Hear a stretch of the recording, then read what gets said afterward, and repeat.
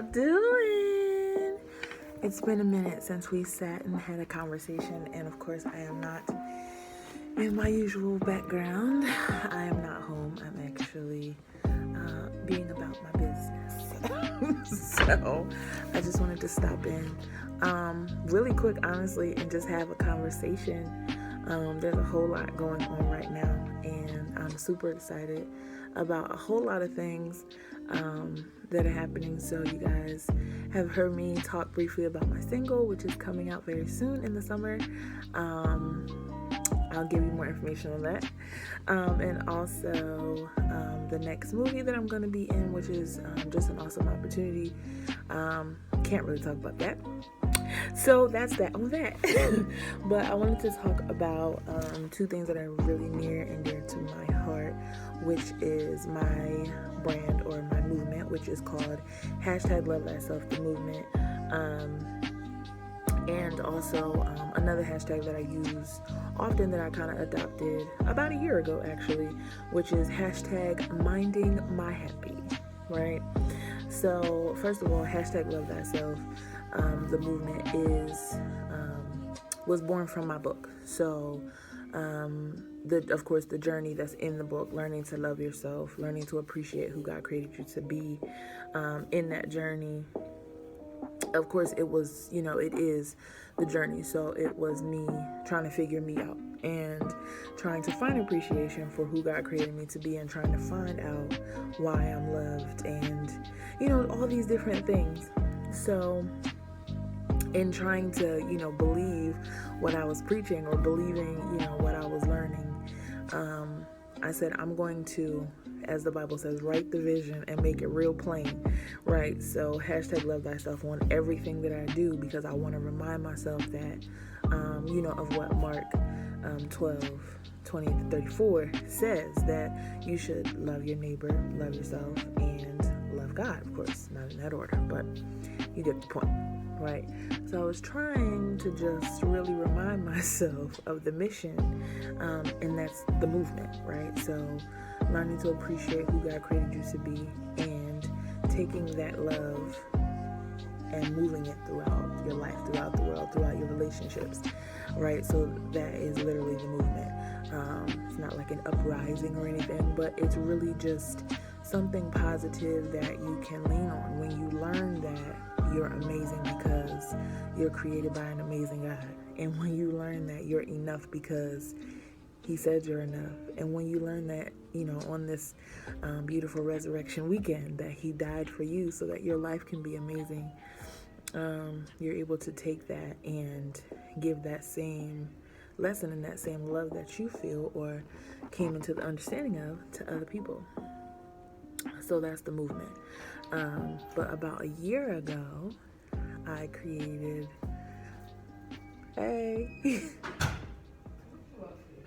I'm filming a video right now. Yeah. But about a year ago, I started using the #MindingMyHappy. Funny story. I was talking to this guy, and he was real inconsistent.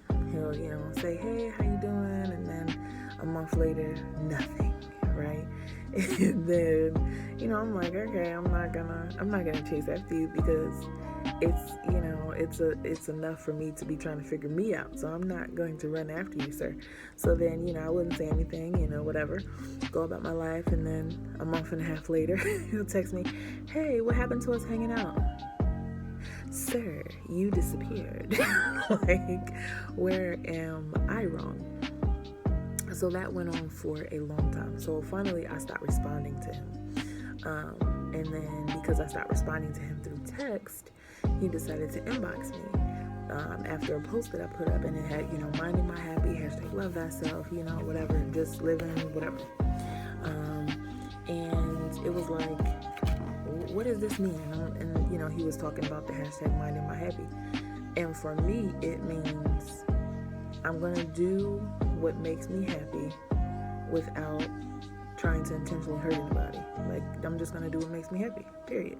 So whether that is wearing something I like because I like it, or styling my hair in a certain way just because that's what I feel like doing, or if it's going outside and acting like a 6-year-old, I can do that.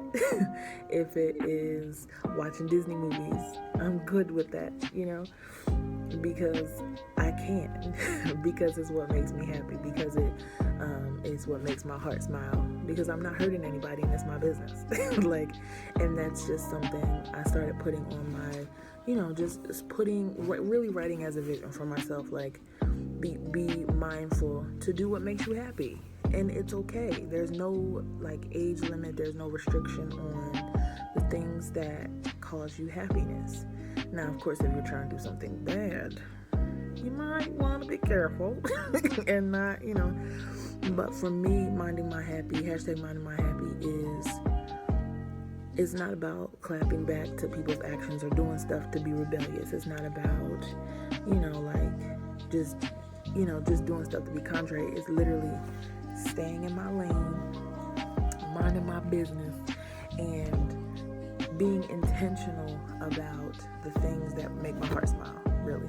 So it's an evaluation process, and we'll talk about evaluating, yourself, which I do because I'm an overthinker, but evaluating the things that make you feel good, about being intentional, about accepting what you can change or what may not change now, accepting what you have and what you can have, and just working towards that.